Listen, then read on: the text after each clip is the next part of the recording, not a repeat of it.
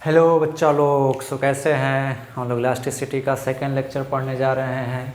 Last class में हम लोगों ने बहुत सारे क्वेश्चन सॉल्व किए थे, उसी को हम लोग कंटिन्यू करते हैं। ओके, और कुछ क्वेश्चन सॉल्व करते हैं, फिर हम लोग मूव करेंगे shear stress and move stress in an accelerating rod. Okay, so let's do some more questions. एक छोटा सा एग्जाम्पल से स्टार्ट करते हैं, आप लोग जल्दी से सॉल्व कर दीजिए, है ना।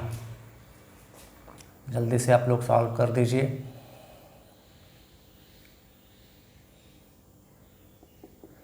ये क्वेश्चन है, ये पुली है।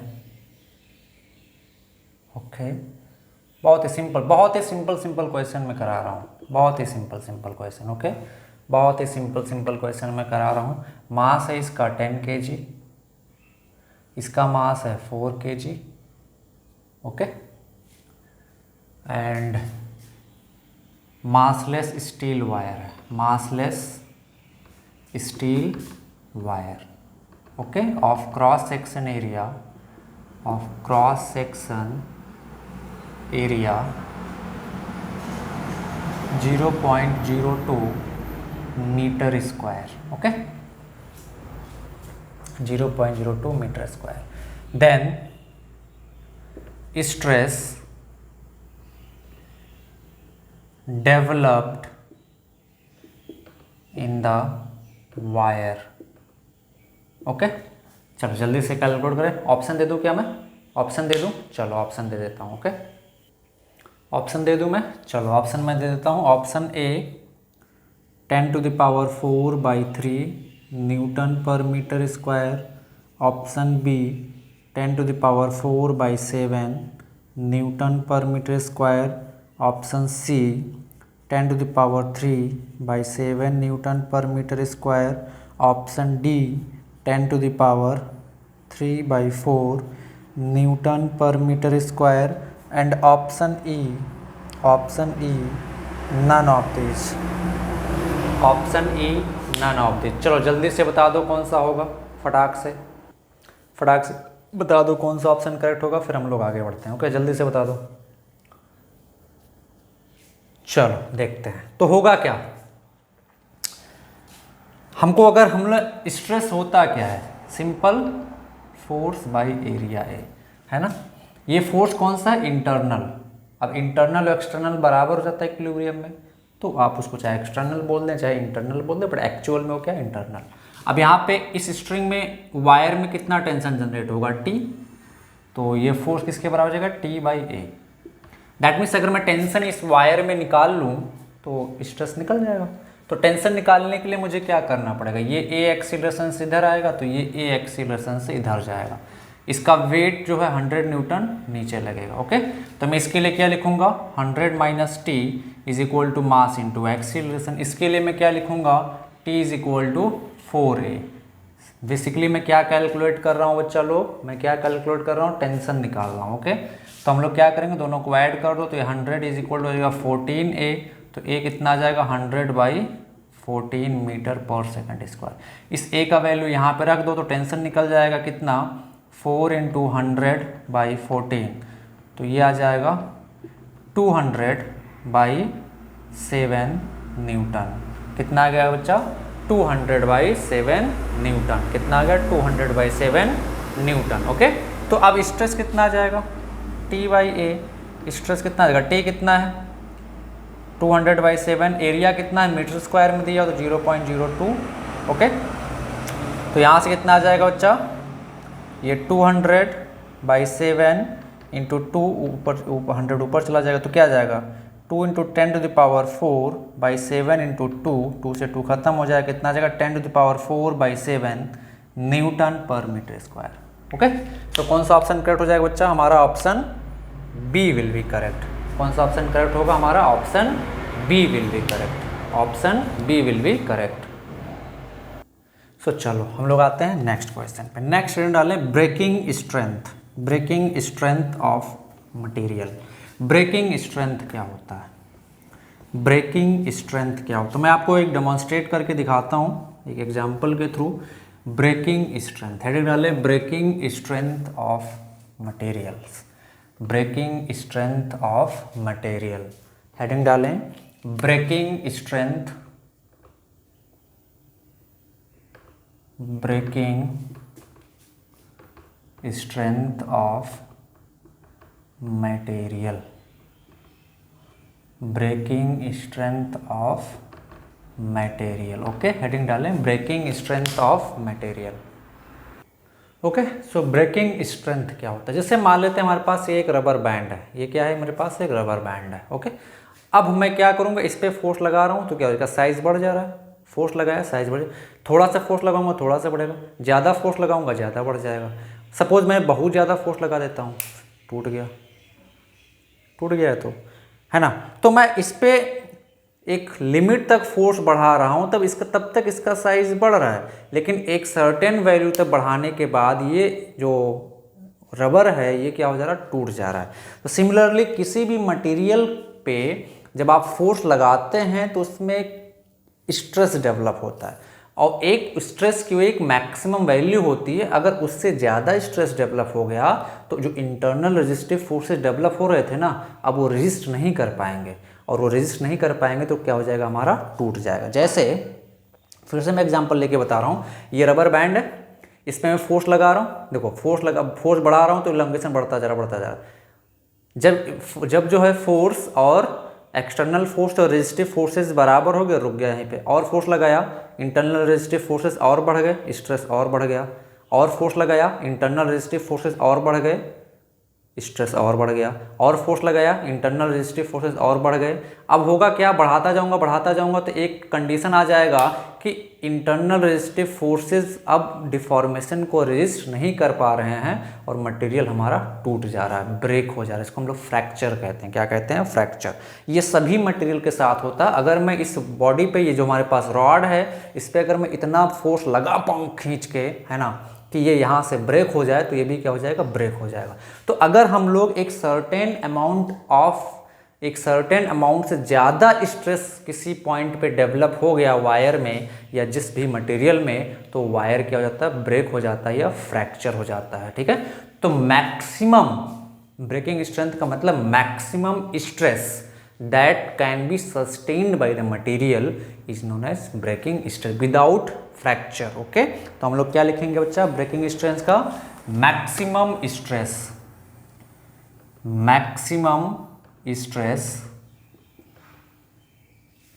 that can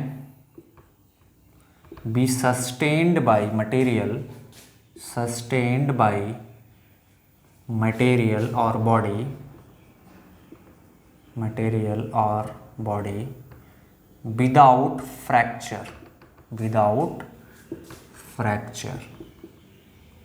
is known as breaking strength, okay, breaking strength, okay, is known as breaking strength। ठीक है, जैसे मान लेता हूं मैं, ये हमारे पास वायर था, ये सिंपल, ये हमारे पास क्या था बच्चा लोग, ये हमारे पास वायर था। मैं इस पे फोर्स लगा रहा हूँ तो इसमें एक स्ट्रेस डेवलप होगा, क्या, sigma is equal to force by A, जहाँ पे ए क्या है, क्रॉस सेक्शन एरिया। ओके, अब अगर सपोज इसके अंदर ब्रेकिंग स्ट्रेंथ जो है, ब्रेकिंग स्ट्रेंथ इस वायर का, ब्रेकिंग स्ट्रेंथ इस वायर का मान लेते हैं कितना है, सिग्मा नॉट। मतलब मैक्सिमम स्ट्रेस इस वायर में जो डेवलप हो सकता है विदाउट फ्रैक्चर, बिना फेलियर के, बिना तो टूटे, वो कितना, सिग्मा नॉट। तो हम अगर एफ फोर्स अप्लाई कर रहे हैं इस वायर पे, तो इसमें स्ट्रेस कितना डेवलप हो रहा है, सिग्मा, कितना, सिग्मा। तो ये जो स्ट्रेस डेवलप हो रहा है, क्या वो सिग्मा नॉट से छोटा या उसके बराबर होना चाहिए। फ्रिक्शन वाली कंडीशन आप याद करो, चैप्टर्स को रिलेट करना आप सीखो। फिजिक्स में 70% चीज़ें रिलेटेबल हैं, ठीक है, तो रिलेट करना सीखो। तो लिखें, टू प्रिवेंट ब्रेकिंग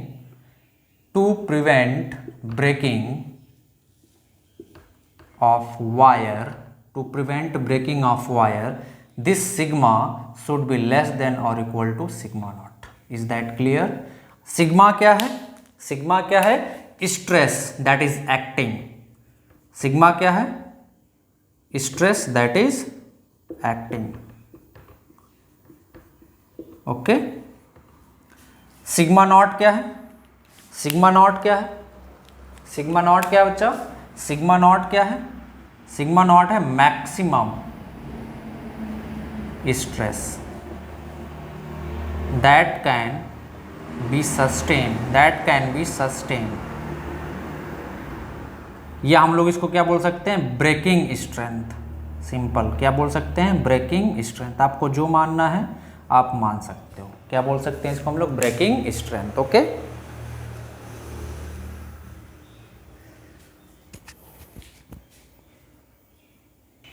ओके बच्चा लोग, तो ये हमारा हो गया ब्रेकिंग स्ट्रेंथ। दैट मीन्स किसी वायर में या किसी जो भी मटेरियल है उसमें जो भी स्ट्रेस डेवलप हो रहा है वो ब्रेकिंग स्ट्रेस से कम होना चाहिए।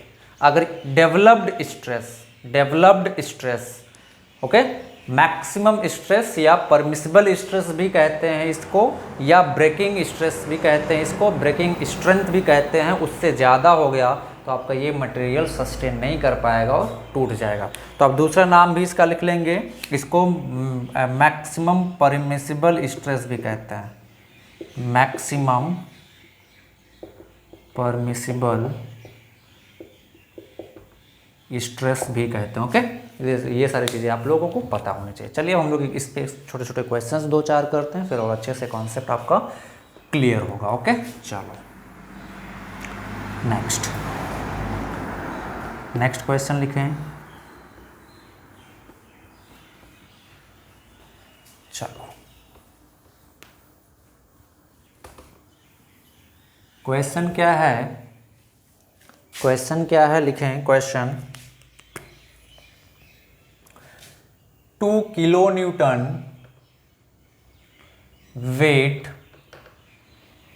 is to be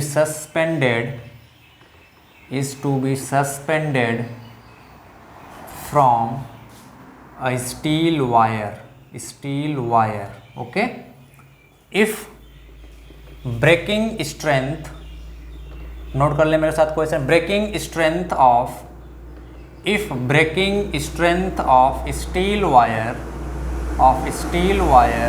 is, if breaking strength of steel wire is 400 MPa, then calculate minimum cross section area,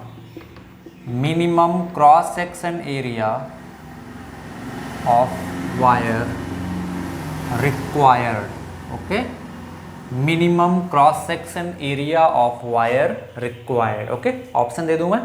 चलो ऑप्शन दे देता हूं मैं, ओके। चले option A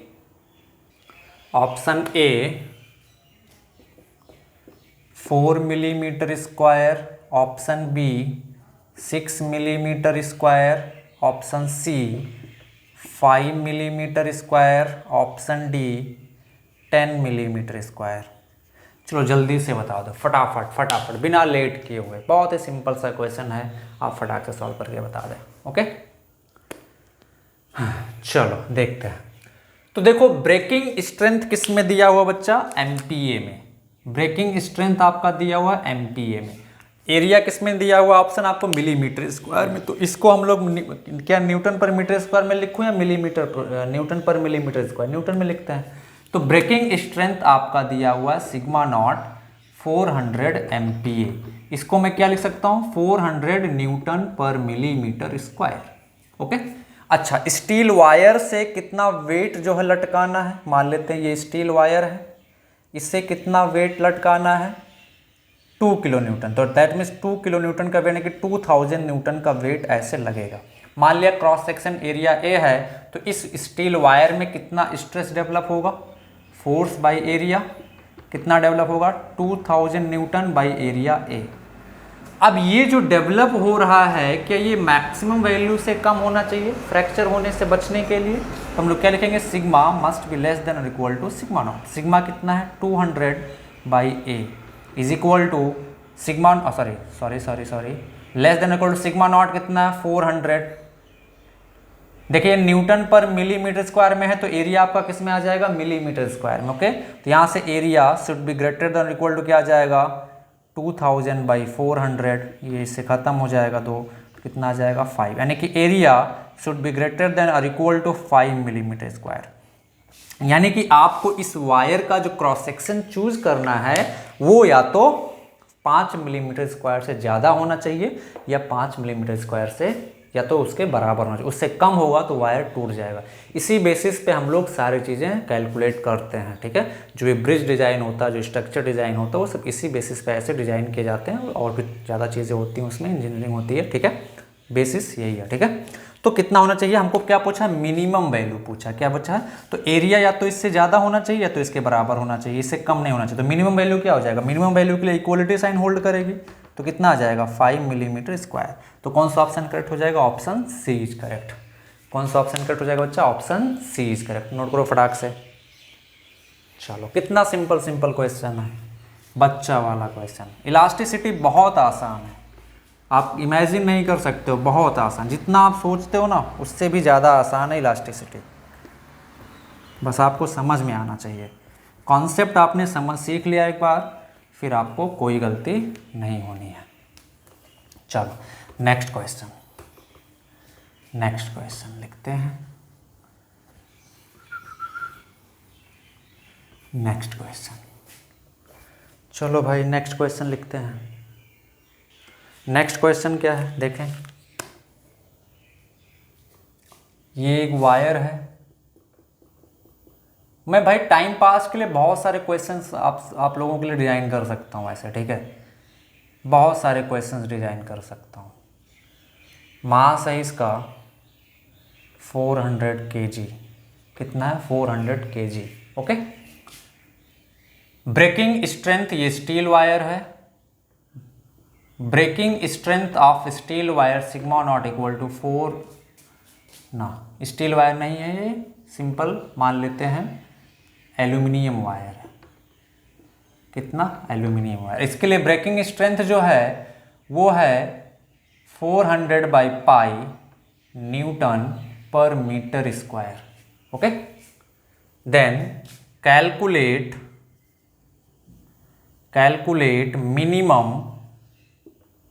minimum radius of the wire, okay.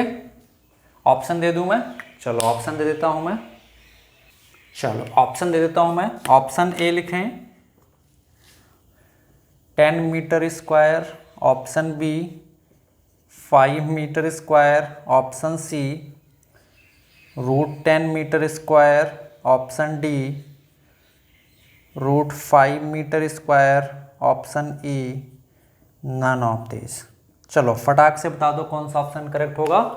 आप सॉल्व करें, पॉज करें स्क्रीन को, फटाक से सॉल्व करके हमको बताएं आंसर कौन सा करेक्ट होगा, ओके। फिर हम लोग आगे बढ़ते हैं। तो चलो भाई देखते हैं कितना वेट लगेगा इसका, 4000 न्यूटन, जी से मल्टीप्लाई कर दिया। तो इस वायर में कितना फोर्स आ जाएगा, 4000 न्यूटन इसी वायर पे लग रहा है, वायर मासलेस है। तो इसमें कितना स्ट्रेस जनरेट होगा, sigma is equal to force by area. अगर मान लिया इसका रेडियस आर है तो क्रॉस सेक्शन कितना आ जाएगा, F/πr²। F कितना है 4000/πr²। अब ये जो सिग्मा है ये किससे छोटा या किसके बराबर होना चाहिए, सिग्मा नॉट के। That means 4000/πr² should be less than equal to 400/π। अब ध्यान से देखिए न्यूटन पर मीटर स्क्वायर में है तो एरिया, ये रेडियस किस में आ जाएगा, मीटर में आ जाएगा। ये चीज़ का ध्यान रखें, पाई से पाई खत्म हो जाएगा, 2 0 से 2 0 खत्म हो जाएगा, ये आ जाएगा। यानी कि 10/r² should be less than equal to 1। तो r² should be greater than equal to 10। तो यहाँ से क्या मिल जाएगा, r should be greater than equal to √10। That means radius जो हमें चूज़ करना है वायर का वो √10 मीटर से क्या होना चाहिए, या तो ज़्यादा होना चाहिए या तो उसके बराबर होना चाहिए। तो मिनिमम वैल्यू के लिए इक्वलिटी साइन होल्ड कर जाएगी, तो कितना आ जाएगा √10 metre. So which option is correct, option C. Sorry metre square नहीं, मीटर स्क्वायर नहीं लिखना है, एरिया है ना वो, सॉरी रेडियस निकालना है ना, तो मीटर स्क्वायर नहीं होगा। Option C is correct. Which option, option C is correct. Is that clear, फटाक से नोट करो फिर हम लोग आगे बढ़ते हैं, ओके। चलो हम लोग नेक्स्ट क्वेश्चन पे आते हैं। तुम ही लोगों को सॉल्व करना, ठीक है। चलो तुम ही लोगों को सॉल्व करना, ओके। एक स्टोन को जिसका मास है 10 kg बांध दिया गया एक स्टील वायर, ये एक स्टील वायर है, स्टील वायर, ओके। क्या है ये? एक स्टील वायर, ओके। इसको एक सर्कुलर हॉरिजॉन्टल सर्कल में घुमाया जा रहा है कितने स्पीड से? v स्पीड से। हॉरिजॉन्टल सर्कल में घुमाया जा रहा है कितने स्पीड से? मास m ले लेते हैं, छोड़ो, मास m, ठीक है। हॉरिजॉन्टल स्पीड घुमाया जा रहा है कितने में? हॉरिजॉन्टल सर्कल में हम लोग लिखेंगे मास इज, क्वेश्चन में नोट कर रहा हूँ, लिख रहा हूँ, मास इज, ओके। चलो तो मैं एक बार क्वेश्चन फिर से बोलता हूँ, आप लोग को रिपीट करता हूँ। क्वेश्चन क्या है? एक मास m को एक स्टील वायर से बांध दिया गया लेंथ l को, इसको हॉरिजॉन्टल प्लेन में ऐसे ऐसे घुमाया जाना है सर्कुलर ऑर्बिट में ऐसे, ओके। तो क्या कह रहा है कि if radius of the steel wire is r, breaking strength is sigma naught, breaking strength is sigma naught, then maximum speed with which mass can be wheeled, okay. Maximum speed मतलब speed बढ़ेगा तो एक time पे क्या हो जाएगा? टूट जाएगा। जैसे आप सड़ी हुई रस्सी ले लो, उसने एक पत्थर बांध के घुमाना शुरू करो तेजी से तो टूट जाएगी, ओके। तो वही बताना कि मैक्सिमम कितने स्पीड से घुमाया जा सकता है टू अवॉइड ब्रेकिंग। चलो ऑप्शन मैंने दे दिया आपके सामने, जल्दी से आप सॉल्व करके बता दें फटाक से। चलो भाई देखते हैं। तो ये हमारा स्टील वायर है, ओके, ये मास है ना, ये v स्पीड से घुमाया जा रहा है। सेंट्रीफ्यूगल से मैं सॉल्व करूंगा। जब इस सर्कुलर ऑर्बिट में घुमाएंगे इसको ऐसे, सर्कुलर ऑर्बिट में जब इसको घुमाएंगे ऐसे, तो इस पर क्या लगेगा? सेंट्रीपिटल फोर्स लगेगा। इसको क्या चाहिए होगा? Centripetal force. बोलो, वो सेंट्रीपिटल फोर्स कहाँ से आएगा? टेंशन इन द वायर से। कहाँ से आएगा? टेंशन इन द वायर से। या अगर मैं सेंट्रीफ्यूगल मेथड से सॉल्व करूँ तो सेंट्रीफ्यूगल फोर्स किधर लगेगा? इस मास पे, इधर की तरफ कितना? mv²/l, रेडियस l है, और टेंशन इस वायर में जो डेवलप होगा T होगा, तो टेंशन T किसके बराबर होगा? mv²/l। तो अब इस रॉड में टेंशन आ रहा है, इस स्टील वायर या जो भी वायर रॉड है इसमें टेंशन आ रहा है, तो स्ट्रेस आएगा। तो कितना स्ट्रेस डेवलप होगा इसमें? कितना स्ट्रेस डेवलप होगा हम लोग निकाल सकते हैं ना, कितना स्ट्रेस डेवलप होगा? Sigma is equal to stress क्या होता है? Force by area. फोर्स क्या है? T by area. टेंशन कितना? mv²/l। क्रॉस सेक्शन एरिया कितना आ जाएगा? रेडियस r दिया हुआ है इसका, तो क्या आ जाएगा? πr²। तो सिग्मा इज इक्वल टू क्या आ जाएगा बच्चा लोग? mv²/l into πr²। ये इतना तो डेवलप हो रहा है। अगर हम लोग ब्रेकिंग को अवॉइड करना चाहते हैं, ये चाहते हैं कि जो स्ट्रेस हो रहा है इसकी वजह से रॉड टूटे ना, तो ये जो डेवलप हो रहा है ये क्या सिग्मा नॉट से कम होना चाहिए? बोलो, कम या उसके बराबर होना चाहिए। तो हम लोग क्या लिखेंगे? To avoid breaking sigma should be less than और इक्वल टू सिग्मा नॉट, या mv²/πl r² should be less than equal to sigma naught, या यहाँ से हम लोग सॉल्व करेंगे तो v² should be less than equal to pi sigma naught l r²/m, या v should be less than equal to under root क्या आ जाएगा? Pi sigma naught l r²/m, okay. यानी b का वैल्यू जो है, वेलोसिटी का वैल्यू इससे या तो छोटा होना चाहिए, इसके बराबर होना चाहिए। तो मैक्सिमम के लिए इक्वलिटी साइन होल्ड करेगी, तो maximum speed, maximum safe speed कितना होगा जिससे घुमाया जा सकता है वायर को? कितना आ जाएगा? Pi sigma naught l r²/m, okay. तो इसमें से कौन सा ऑप्शन करेक्ट हो जाएगा बच्चा लोग? Option B will be correct. कौन सा ऑप्शन करेक्ट हो जाएगा? Option B is correct. काफ़ी सिंपल, आप इत्मीनान से बढ़िया से पढ़ते हुए चलें, ओके। चलो नेक्स्ट क्वेश्चन पे आते हैं हम लोग, आते हैं नेक्स्ट पार्ट पे।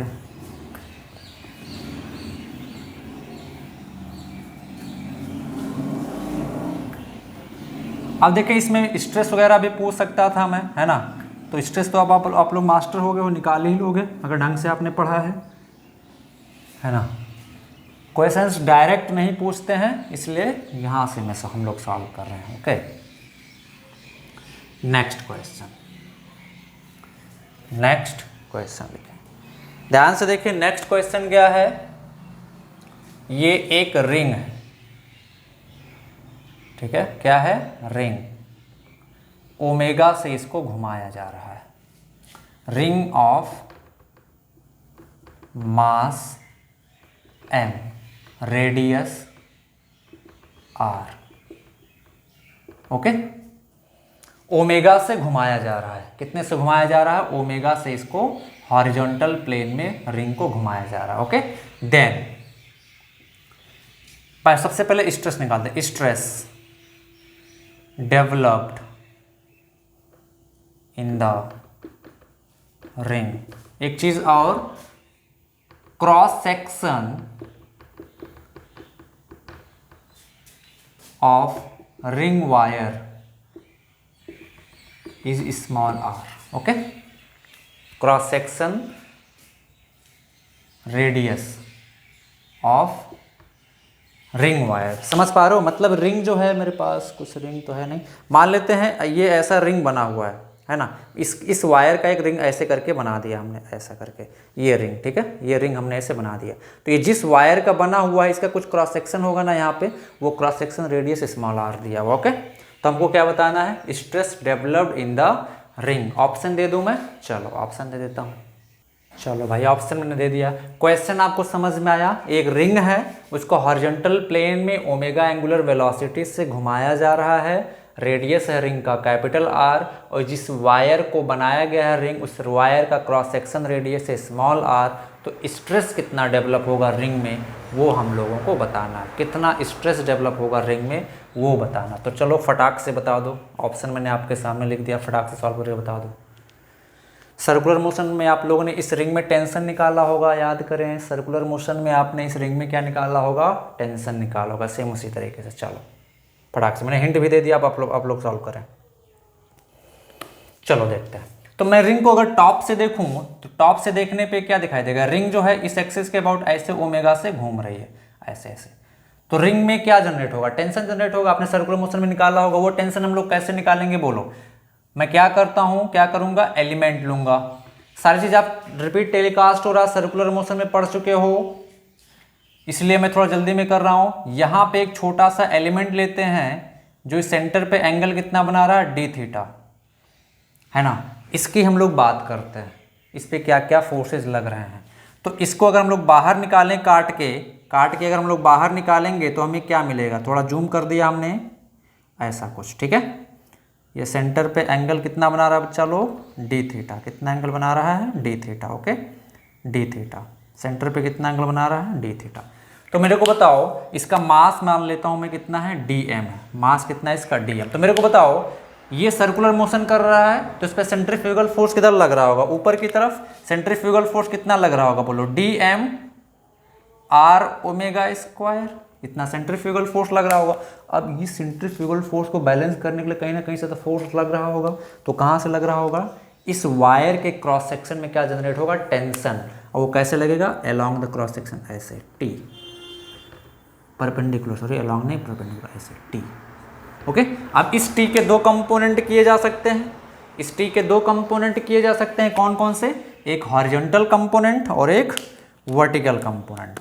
सो I can resolve it in two component, एक वर्टिकल और एक horizontal. Similarly for this vertical and horizontal. Okay, अब ध्यान से देखें, यहां से हम डिवाइड करें तो ये एंगल कितना हो जाएगा? D theta by two. ये एंगल कितना हो जाएगा? D theta by to. तो मेरे को बताओ, ये एंगल कितना आ जाएगा? D theta by two.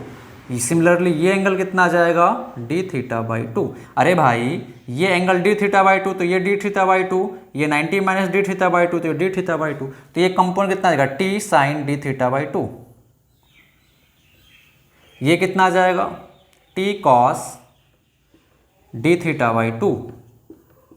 Similarly ये कितना आ जाएगा? T cos d theta by two. ये कितना आ जाएगा? T sine d theta by two, है ना। बोलो, समझ पा रहे हो? देखो, मैं ज़्यादा डिटेल में नहीं जा रहा हूँ, मैं डायरेक्ट रिजल्ट पे आ रहा हूँ, क्योंकि आप लोग सर्कुलर मोशन में चीज़ कर चुके होगे, टेंशन निकाल चुके होगे सर्कुलर मोशन में, रिपीट टेलीकास्ट है। तो ध्यान से देखें, ये horizontal component equal and opposite है, तो ये दोनों क्या हो जाएंगे? कैंसल आउट हो जाएंगे। क्या हो जाएंगे? Cancel out. तो अब इस सेंट्रीफ्यूगल फोर्स को कौन बैलेंस कर रहा है? नीचे की तरफ जो फोर्स लग रहा है। या सिंपली हम लोग अगर सेंट्रीपिटल से देखें तो क्या बोलेंगे कि ये सर्कुलर मोशन कर रहा है, उसको क्या चाहिए? सेंट्रीपिटल फोर्स है। वो सेंट्रीपिटल फोर्स कहाँ से मिल रहा है? इन दोनों के समेशन से। तो इन दोनों का समेशन कितना आ जाएगा बोलो? दोनों को ऐड करेंगे 2t sine d theta by 2 is equal to d M R omega square. Okay, अब डीएम को कैसे निकालेंगे बोलो, मास पर यूनिट लेंथ कितना आ जाएगा बोलो, मास पर यूनिट लेंथ कितना आ जाएगा, टोटल मास बाई कितने लेंथ में डिस्ट्रीब्यूटेड है 2 पाई आर, तो 2 पाई इंटू आर।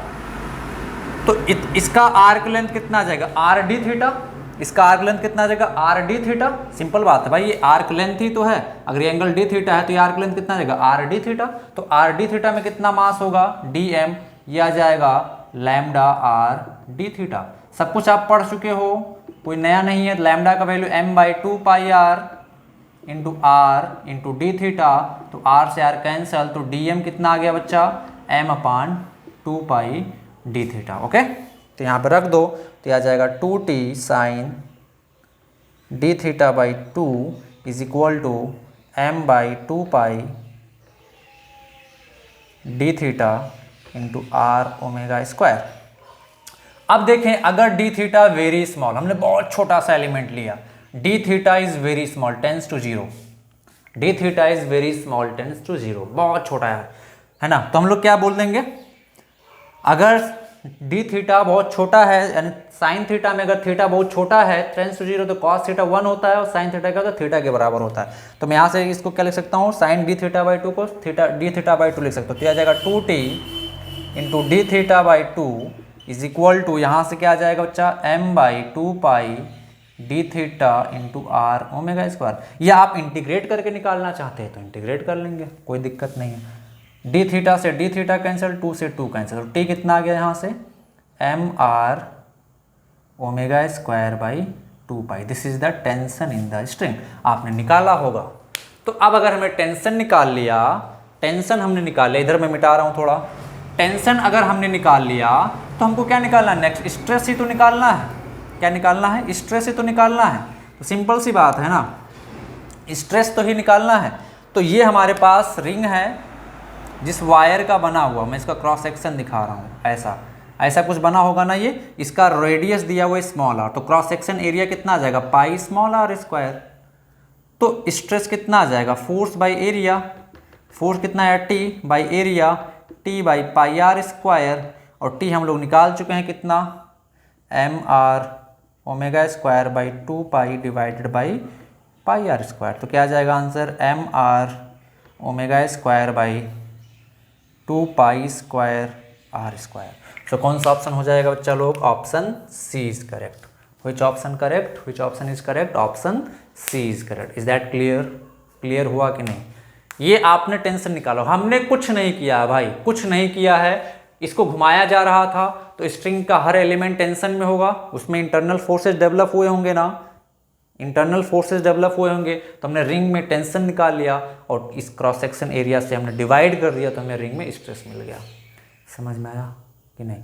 ये टेंशन आप लोगों ने सर्कुलर मोशन में निकाला होगा। ओके, चलो अभी हम लोग स्ट्रेन जब पढ़ लेंगे तो इसमें स्ट्रेन कितना प्रोड्यूस होगा, रेडियस में इंक्रीमेंट कितना होगा, परसेंटेज चेंज कितना होगा, वो सारी चीज़ें भी निकालेंगे। ओके, तो आप लोग इसको ठीक से समझेंगे, आगे भी आएगा अभी। ठीक है, चलो नेक्स्ट क्वेश्चन।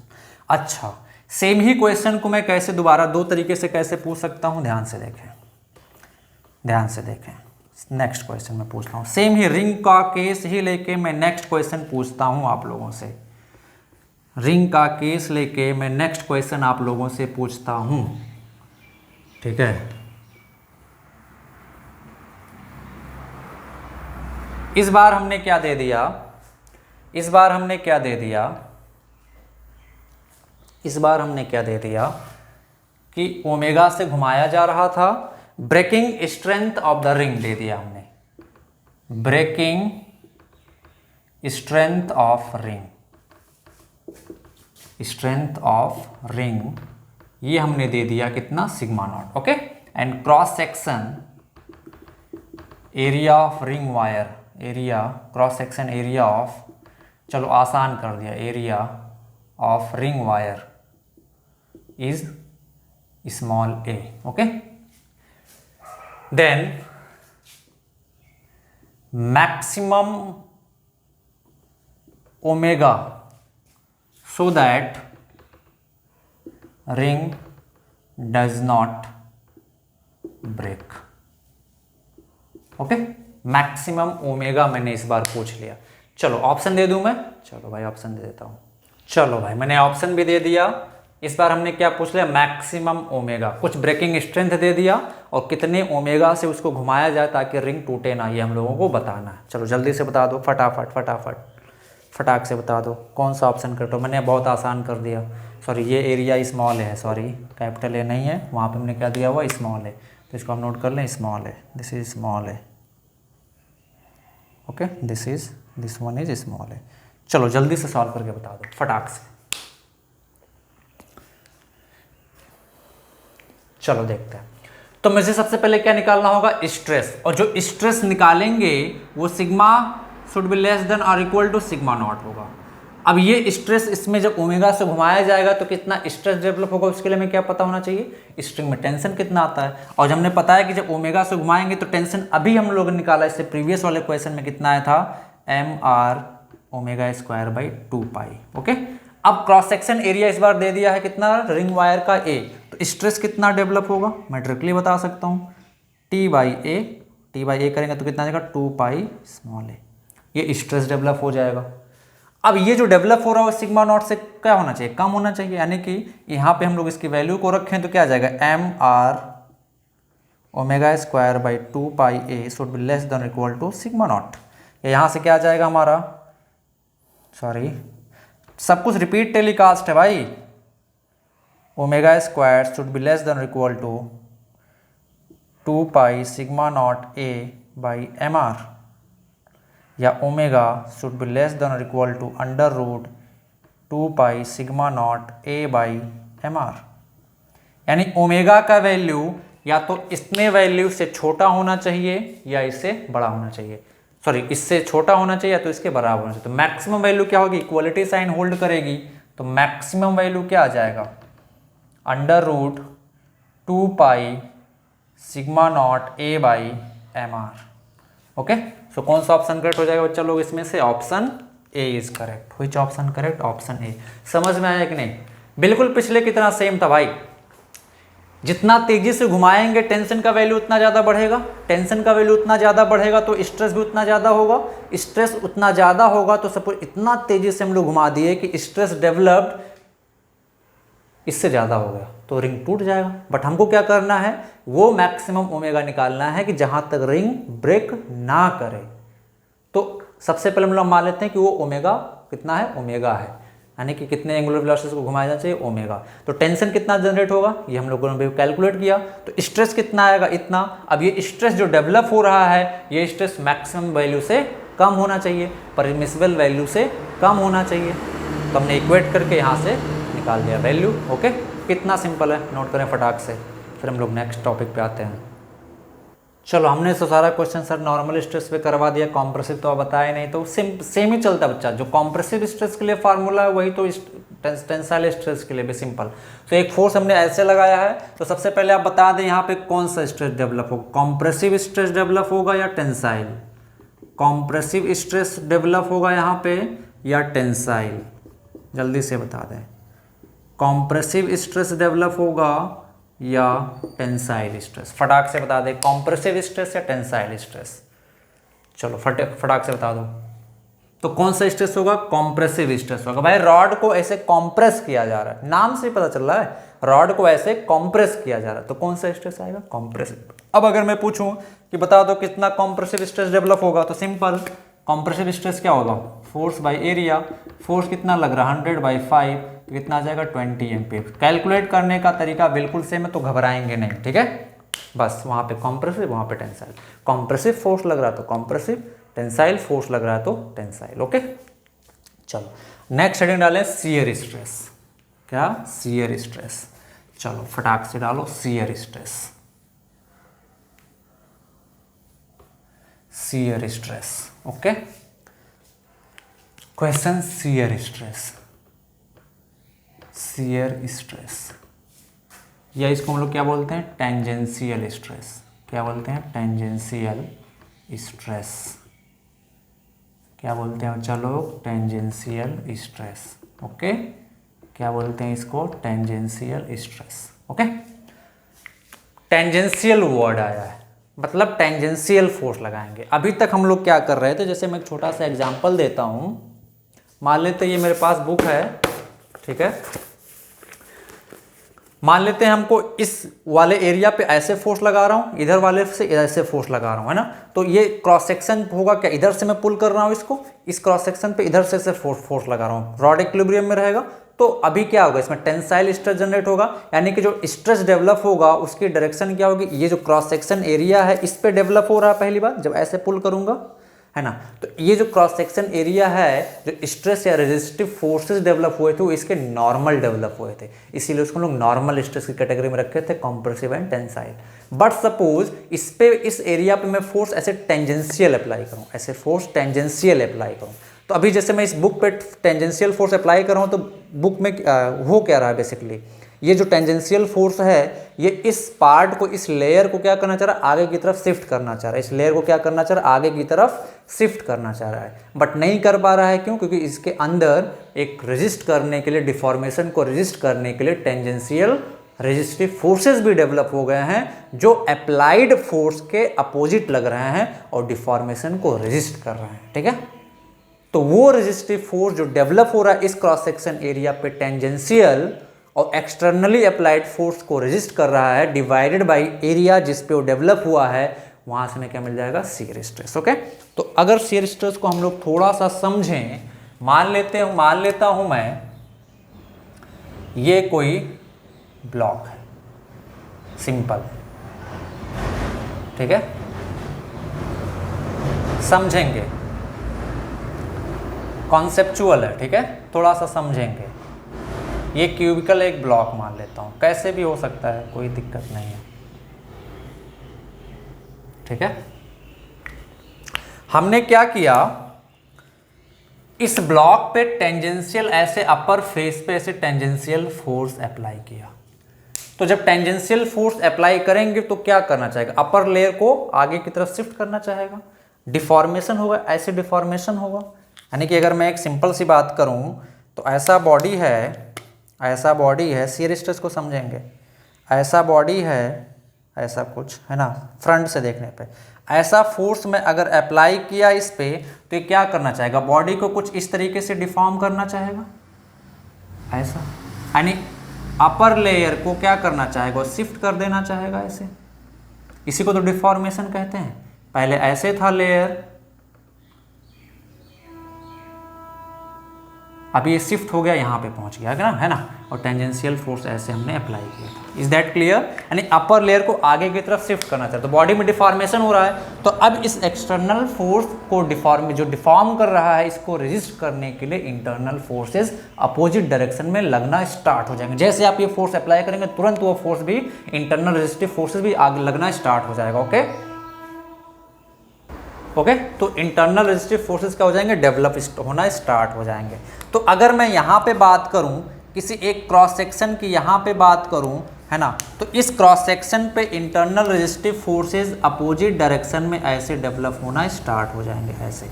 ओके, ऐसे यहाँ पे अगर मैं बात करूँ इस क्रॉस सेक्शन पे, ऐसे किसी बीच में मैंने कोई क्रॉस सेक्शन लिया, तो इस क्रॉस सेक्शन पे internal resistive forces tangential to the cross section area ऐसे ऐसे डेवलप होना स्टार्ट हो जाएंगे। इसको हम लोग क्या मान लेते हैं, आर।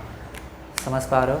ओके, अगर मैं 3 डायमेंशन में दिखाऊं, तो 3 डायमेंशन में, है ना, हमने इस वाले अपर वाले फेस पे अप्लाई किया था, है ना। मैं एक क्रॉस सेक्शन एरिया लेता हूं, ऐसा कुछ,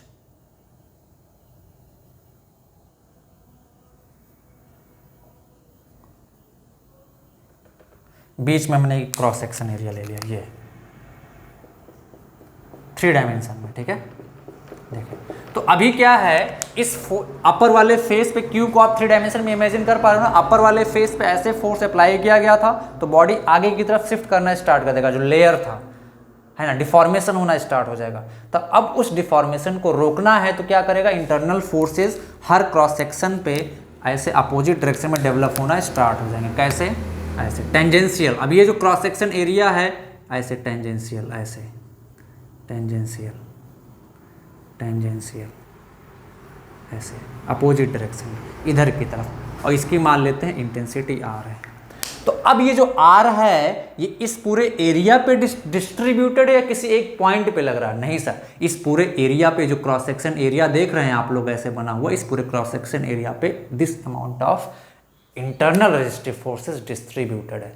तो इंटरनल रेजिस्टिव फोर्सेस जो है वो किसी एक पॉइंट पे कितना इंटेंसिटी है उसका, उसी को तुम लोग क्या बोलेंगे? Shear stress. ओके, तो शियर स्ट्रेस को अगर मैं डिफाइन करूं तो intensity of resistive forces developed tangential to the cross section area at a point is known as shear stress,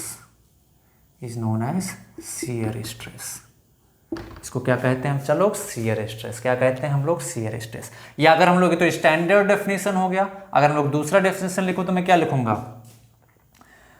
tangential resistive forces, internal है ये सब, टेंजेंशियल रेजिस्टिव फोर्सेस इंटरनल है, ठीक है, एक्सटर्नल नहीं। Tangential resistive forces developed per unit area is known as shear stress। तो इसको हम लोग टाउ से डिनोट करते हैं। टाउ इज इक्वल टू क्या आ जाएगा? मान लेते हैं इसका क्रॉस सेक्शन एरिया ए था, तो टाउ इज इक्वल टू क्या आ जाएगा? आर बाई ए। अब एट इक्विलिब्रियम की अगर मैं बात करूं, एट इक्विलिब्रियम है ना, जब डिफॉर्मेशन स्टॉप हो गया तो एट इक्विलिब्रियम दिस एफ जो इधर की तरफ लग रहा है और इंटरनल रेजिस्टिव फोर्सेस सभी का डायरेक्शन इधर की तरफ है, ये दोनों क्या हो जाएंगे? इक्वल हो जाएंगे। तो मैं क्या लिख दूंगा? R is equal to F. So shear stress क्या आ जाएगा? Force by area. यूनिट क्या रहेगा? वही जो नॉर्मल स्ट्रेस का था। शियर स्ट्रेस का कॉन्सेप्ट समझ में आया? तो नॉर्मल स्ट्रेस जो होता है वो क्रॉस सेक्शन एरिया के नॉर्मल लगता है, वो चाहे टेंसाइल हो चाहे कॉम्प्रेसिव हो, दोनों क्रॉस सेक्शन एरिया के नॉर्मल लगता है। लेकिन शियर स्ट्रेस जो है वो क्रॉस सेक्शन एरिया के टेंजेंशियल लगता है। क्या लगता है? टेंजेंशियल लगता है। ओके, नोट कर लिया होगा, इसको समझ में आ गया?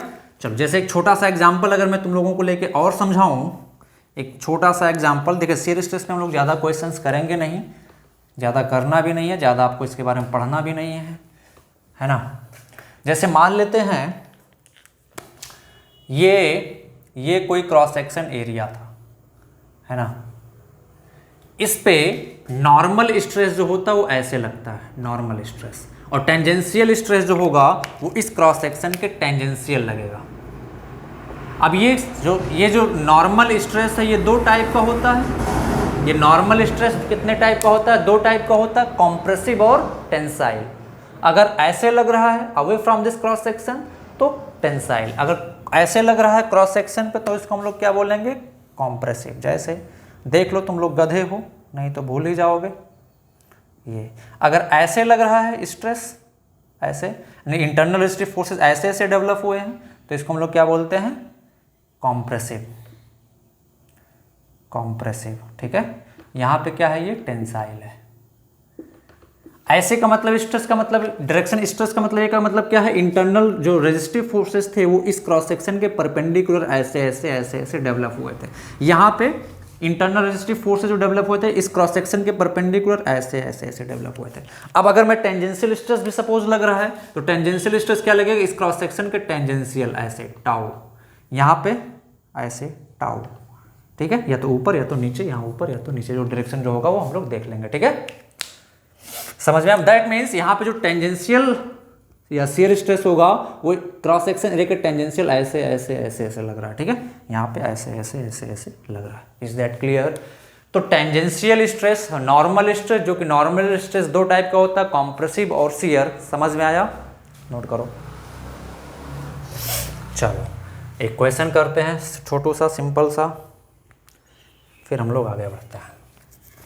ओके, तो शियर स्ट्रेस भी कैलकुलेट करने का वही तरीका है जो हम लोगों ने नॉर्मल स्ट्रेस कैलकुलेट करने में सीखा। बस शियर स्ट्रेस में क्या है बच्चा लोग, टेंजेंशियल एरिया लेते हैं। कौन सा एरिया लेते हैं, टेंजेंशियल एरिया लेते हैं। ओके, शियर स्ट्रेस में हम लोग कौन सा एरिया लेते हैं, टेंजेंशियल एरिया लेते हैं। और नॉर्मल स्ट्रेस जो कि दो टाइप का होता है, कॉम्प्रेसिव और नॉर्मल स्ट्रेस जो कि दो टाइप का होता है, और नॉर्मल स्ट्रेस जो कि दो टाइप का होता है, कॉम्प्रेसिव और टेंसाइल, वो क्या लगता है, परपेंडिकुलर लगता है। Is that clear? चलो एक सिंपल सा क्वेश्चन तुम लोग बता दो, ठीक है। ये कोई क्रॉस सेक्शन एरिया है, देखिए ये तो मैं ऐसा बना रहा हूं ना सर्कुलर, वो रेक्टेंगल भी हो सकता है, ऐसा रेक्टेंगल भी हो सकता है भाई, कंफ्यूज मत होना, मैं बता रहा हूं, तुम लोग बहुत कंफ्यूज होता है। ये रेक्टेंगल भी हो सकता है, बस इसका एरिया पता होना चाहिए हमको, ठीक है। उससे मतलब नहीं कि शेप कैसा है उसका एरिया पता होना चाहिए, ठीक है। Is that clear? हाँ, सर्कुलर ले रहा हूँ क्योंकि सर्कुलर थोड़ा ड्रॉ करने में आसान होता है, इसलिए मैं सर्कुलर ले रहा हूँ बार बार। इस पे ठीक है, कोई क्रॉस सेक्शन एरिया था, इस पे नॉर्मल स्ट्रेस ऐसे लग रहा था, sigma is equal to 10 MPa और 10 MPa ने 8 MPa, सॉरी 8 MPa, और tangential stress tau is equal to लग रहा था 6 MPa ऐसे। ओके, देन क्वेश्चन क्या हमारा, resultant stress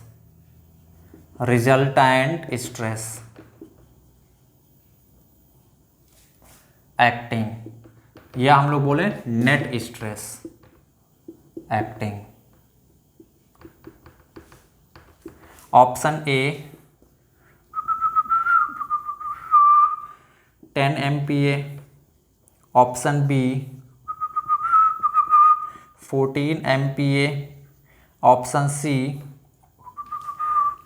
8 MPa, option D 6 MPa, option E none of this.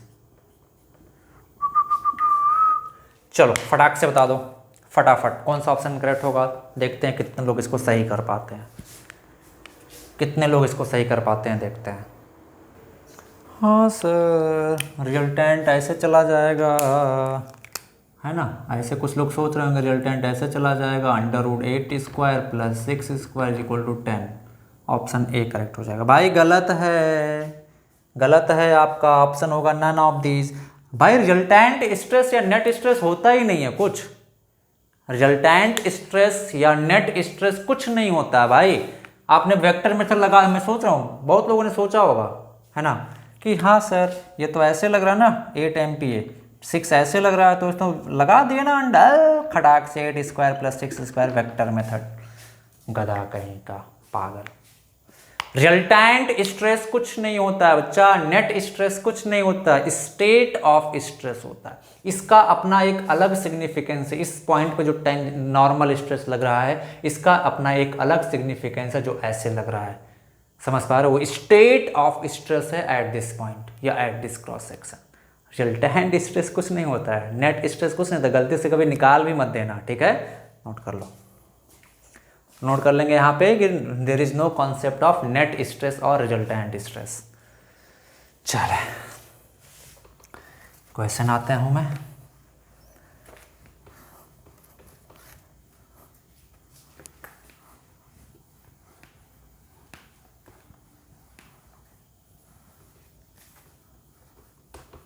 सोचा होगा कुछ लोगों ने, दिमाग दौड़ाया होगा, कुछ लोगों का दिमाग भी ज़्यादा दौड़ता है ना। चले नेक्स्ट क्वेश्चन लिखे हैं, अ cube of side 5 millimeter is placed on a table. Okay, its lower surface is fixed. Okay, and a force of 1000 Newton is applied tangentially to the opposite face of fixed face, okay, then stress developed in the cube will be, okay. तो सबसे पहले मेरे को बताओ कौन सा stress develop होगा, shear या टेंजेंशियल, जल्दी से बताओ, शियर या tangential. Option A shear, option B tangential, sorry दोनों तो एक ही हैं। पहले बताएं कौन सा स्ट्रेस डेवलप होगा, जल्दी से बताएं। Option A normal, option B tangential या शियर, कौन सा स्ट्रेस आएगा यहाँ पे, बोलो जल्दी से बता दें फटाक से। तो कौन सा आएगा, टेंजेंशियल आएगा। क्यों आएगा भैया, क्योंकि फोर्स जो टेंजेंशियल अप्लाई किया गया। कैसे अप्लाई किया गया, टेंजेंशियल। तो हमें कौन सा स्ट्रेस कैलकुलेट करना है, टेंजेंशियल स्ट्रेस कैलकुलेट करना है। तो कैसे कैलकुलेट करेंगे भाई लोग, ऑप्शन दे देता हूं मैं, जल्दी से आप लोग बताएं। Option A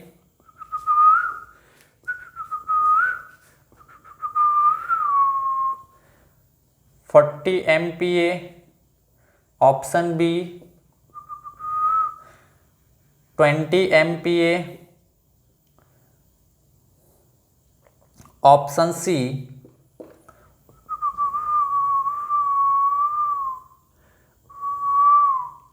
10 MPa, option D 400 MPa। चलो फटाक से बता दो कौन सा ऑप्शन करेक्ट है। शियर स्ट्रेस, क्या बताना है, शियर स्ट्रेस, फटाक से बता दो, फटाफट फटाफट फटाफट फटाफट फटाफट।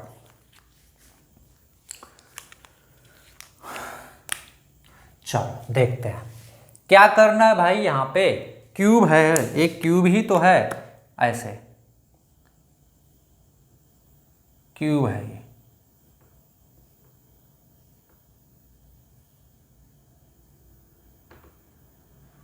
इसको टेबल पे फिक्स करके कर दिया गया। लोअर सरफेस को, लोअर सरफेस भी तो ऐसे होगा ना, ऐसे कुछ होगा ना, इस सरफेस को ऐसे फिक्स कर दिया गया।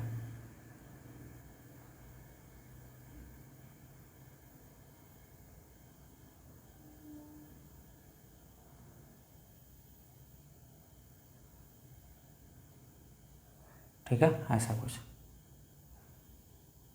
ठीक है, बन गया डायग्राम। ठीक है, आप इमेजिन कर लो, जैसे मान लेते हैं ये कोई क्यूब है, ये क्यूब है, ठीक है, इसके इस लोअर सरफेस को फिक्स कर दिया गया है और अपर सरफेस पे टेंजेंशियल फोर्स अप्लाई किया गया। ठीक है, ऐसे एक टेंजेंशियल फोर्स ऐसे अप्लाई किया गया, कितने का, 1000 न्यूटन का। ठीक है, तो कितना शियर स्ट्रेस लो, तो क्रॉस सेक्शन कितना आ जाएगा, कितने क्रॉस सेक्शन पे लग रहा है, क्रॉस सेक्शन एरिया कितना आ जाएगा, 5 millimetre square, 5 millimetre into 5 millimetre, cube है ना भाई, तो कितना आ जाएगा 25 मिलीमीटर स्क्वायर। तो शियर स्ट्रेस टाउ कितना आ जाएगा, फोर्स बाई एरिया, फोर्स कितना है 1000, एरिया कितना 25, तो कितना आ जाएगा 40। अब ध्यान से देखें, फोर्स न्यूटन में, एरिया मिलीमीटर स्क्वायर में, तो आंसर किस में आ जाएगा, आप या तो न्यूटन पर मिलीमीटर स्क्वायर लिखें या इसको हम लोग क्या लिखें, एमपीए, क्या लिखें, एमपीए। तो कौन सा ऑप्शन करेक्ट हो जाएगा बच्चा, option A is correct. Which option is correct, option A is correct. Note करें फटाक से, हम लोग नेक्स्ट क्वेश्चन पे आते हैं। ओके ओके, सो एक क्वेश्चन और हम लोग सॉल्व करते हैं। ओके, तो शियर स्ट्रेस का भी प्रॉब्लम तुम लोगों से हो जाएगा। चलो एक छोटा सा क्वेश्चन और तुम लोग सॉल्व कर दो, है ना, ताकि थोड़ा सा कन्फ्यूजन आप लोगों में दूर हो जाए, जो कुछ भी थोड़ा बहुत कन्फ्यूजन है। क्वेश्चन क्या है, एक हॉलो रॉड है, thick hollow rod,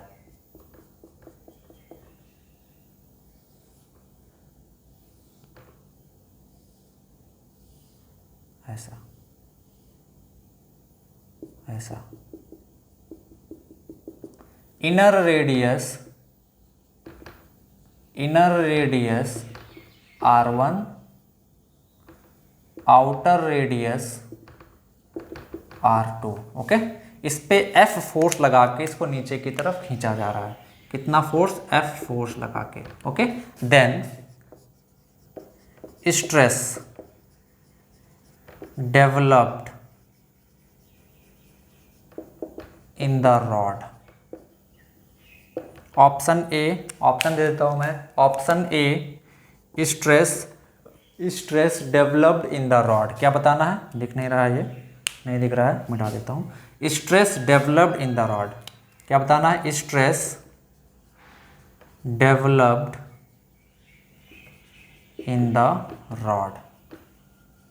okay, option A F by pi R1 square, option B F by pi R2 square, option C F by pi R1 plus R2 whole square, option D F by pi R2 square minus R1 square, option E 2F by pi R1 plus R2 whole square.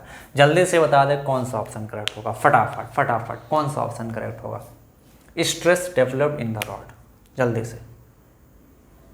तो कौन सा option correct होगा, option D correct होगा। कैसे, ध्यान से देखें, इस बार क्रॉस सेक्शन एरिया कितना, कौन सा है हमारा, ऐसा है, ऐसा कुछ है, जल्दी से थोड़ा समझेंगे, ऐसा कुछ है ना, ऐसा, ये सेंटर, ये इनर रेडियस R1 दिया हुआ, आउटर रेडियस R2 दिया हुआ। तो मेरे को एक चीज़ बताओ, इस बार इंटरनल रेजिस्टिव फोर्सेस कहाँ पे डेवलप होंगे, कितने एरिया में डेवलप होंगे, नॉर्मल डेवलप होंगे, ऐसे ऐसे ऐसे ऐसे ऐसे ऐसे ऐसे, इस पूरे क्रॉस सेक्शन में ऐसे ऐसे ऐसे ऐसे ऐसे ऐसे। तो कितने एरिया में इंटरनल रेजिस्टिव फोर्सेस डेवलप होंगे, इस वाले एरिया में डेवलप होंगे ना। कितने एरिया में डेवलप होंगे, बोलो कितने एरिया में इंटरनल रेजिस्टिव फोर्सेस डेवलप होंगे, पाई R2 square minus R1 square में डेवलप होंगे ना। तो स्ट्रेस सिग्मा क्या आ जाएगा, force by area pi R2 square minus R1 square. ये हमारा आंसर है। कंफ्यूज नहीं होंगे, कोई पूरा एरिया नहीं ले लेगा भाई, यहाँ पे तो मटेरियल ही नहीं है, इसके अंदर तो ये हॉलो है ना, तो यहाँ पे तो मटेरियल ही नहीं है, तो इसमें इंटरनल रेजिस्टिव फोर्सेस कहाँ से आएंगे। इंटरनल रेजिस्टिव फोर्सेस तो वहीं पे आएगा ना जहाँ पे मटेरियल है। मटेरियल कहाँ पे, कितने एरिया में, इतने एरिया में, इतने इस एरिया पे डेवलप होगा, तो स्ट्रेस हम लोग निकाल लेंगे। ओके, तो ये था हम लोगों का shear stress, normal stress. Next class में हम लोग क्या देखेंगे, stress developed in an accelerating rod, stress developed in an accelerating rod. Okay, और हम लोग फिर आगे बढ़ेंगे उसी में, फिर क्या स्टार्ट करेंगे, स्ट्रेन, क्या स्टार्ट करेंगे, स्ट्रेन। सो मिलते हैं नेक्स्ट क्लास में, टाटा।